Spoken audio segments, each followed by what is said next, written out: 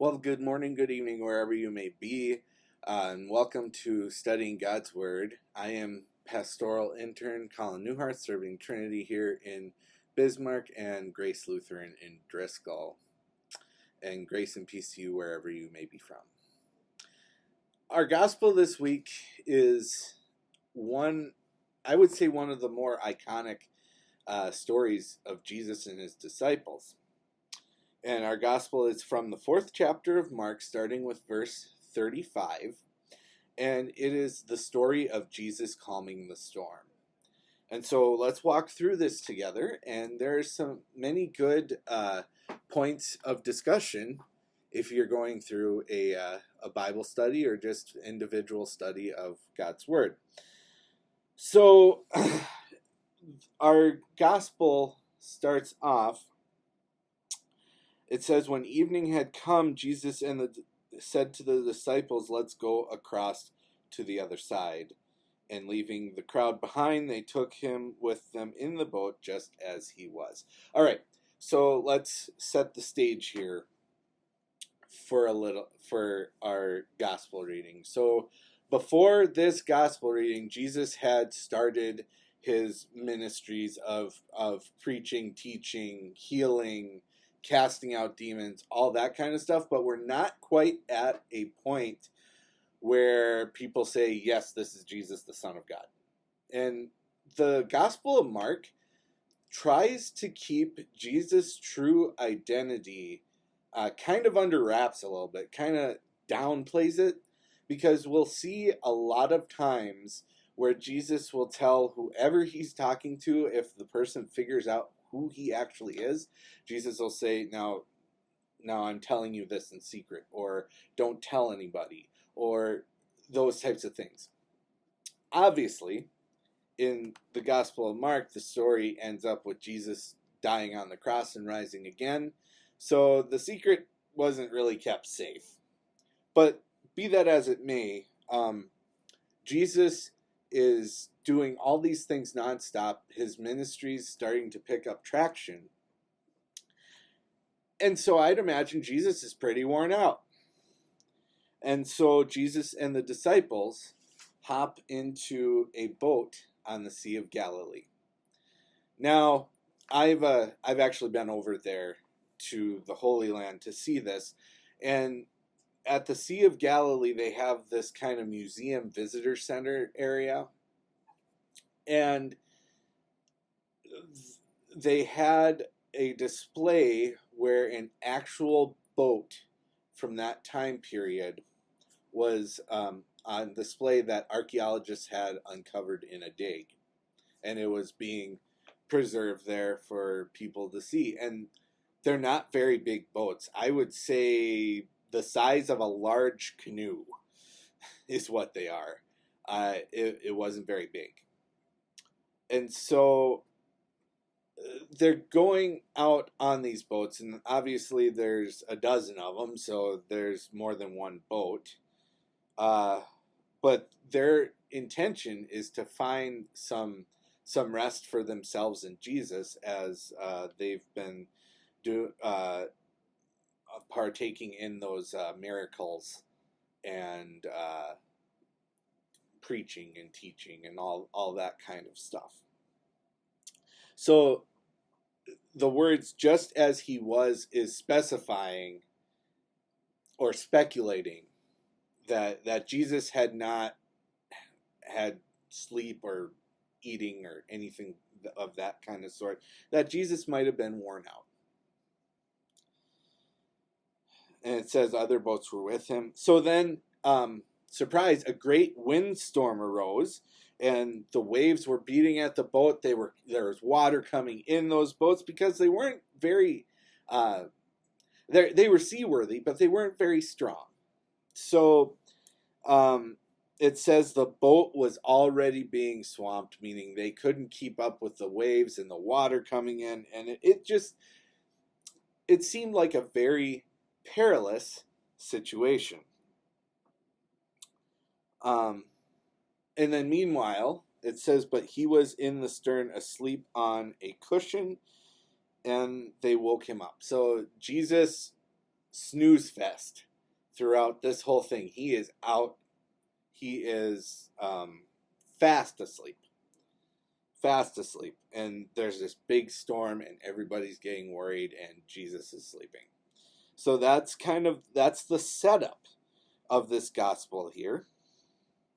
And so then the disciples woke him up and they asked, "Teacher, do you not care that we are perishing?"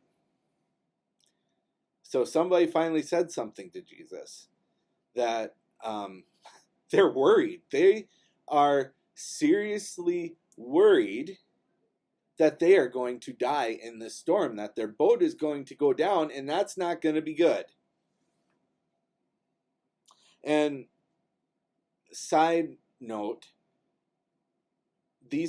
most of the disciples here are fishermen or have fishing in their background. So I would venture to say that they would know what a storm or how bad a storm would be to take one of these boats down. So when they say, "Teacher, do you not care that we are perishing?" that's really out of desperation. Like, they are scared, they are overwhelmed, they have lost control. So they are in this state of panic, I would say. So Jesus woke up and rebuked the wind and said to the sea, "Peace, be still." Now, he didn't so much say it as I think Jesus demanded it. It said, "You will be peaceful, you will be still, storm go away."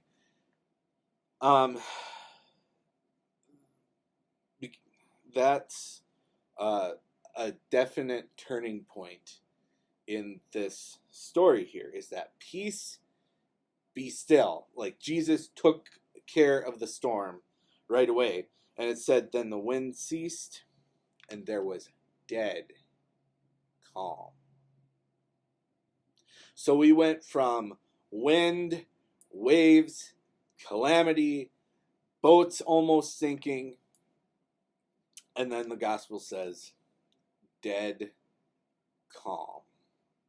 And I imagine the imagery here would be like if you've ever seen a lake in the early morning where it's not windy or anything, it almost looks like glass. That's what I would imagine it being like after Jesus said, "Peace, be still." That dead calm where there just is no disturbance in the water. And so Jesus then turned to his disciples, who are still freaking out, by the way, because it's not every day you see somebody say 3 words and all of a sudden it just stops. I mean, I would venture to say that the disciples are are skeptical at this point. And so Jesus says to them, "Why are you afraid? Have you still no faith?" Now, this is the big question in the gospel that we can unpack either in a Bible story or in your own studying, is what does that mean for us? What does that mean for the disciples? Why are you afraid? Have you still no faith? So Jesus is kind of making an assumption with his disciples here. He's assuming that their panic, their fear, their realizing a lack of control is kind of biting into what they are informed in their faith in what Jesus can do and what God can do in their lives. And how true is that with us? Let's think about it. Life can be scary. There are things in life that can be terrifying. There are things in life that we feel like we lose control over. And Jesus is asking this question. He's not accusing the disciples of having no faith. He's not accusing us of having no faith. But he's calling that into question because he's more concerned about the why are you worrying so much when you don't have control over it anyway. And so after that, they are saying they were filled with great awe. And if you look at some of the original biblical, like the Greek, great awe can easily be replaced with great fear. So even after Jesus calmed the storm, the disciples are still fearful and kind of freaking out a little bit, because what happened is was this great storm. It's a normal phenomenon in our lives. They were scared of it, yes, and they were fearing for their lives, but they knew what was causing it. And so now that Jesus had calmed everything, and it's a dead calm, we went from 0 to 60 there.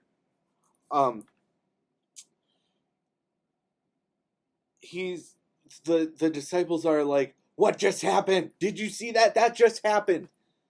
Almost that kind of like if you see something unbelievable, like you experienced it, the people with you experienced it, but if you retell it, will it sound believable? That's kind of where they're in that space of, did you see what I saw? And so their question at the end is, who then is this that even the wind and the sea obey him? Their question is appropriate in here because Jesus has never really let on who exactly he is. Again, in Mark's gospel, it's more of a secretive type thing. But Jesus has these followers, and it's early enough in Mark's gospel and in Jesus' ministry that they're still trying to figure out who Jesus is. The bottom line of this gospel, though, is that Jesus is demonstrating how he's able to calm storms, how he's able to love us and forgive us and give us this grace through the cross. The bottom line is that even through our worst storms that we can't control but totally want to control, Jesus is still there with us. And Jesus walks with us even in the most unbelievable of circumstances, even in the most stormy of circumstances. And I hope that gives you some things to think about for this text this week. It's a very short text, but it's got a lot in it if you kind of scrape it apart, line by line, verse by verse. There's a lot that this text says about Jesus' mission in the world and Jesus' relationship with us and how we're called into relationship with Jesus by the calming of our storms. And so once again, thank you for joining me. Grace and peace to you, and hope you have a blessed week.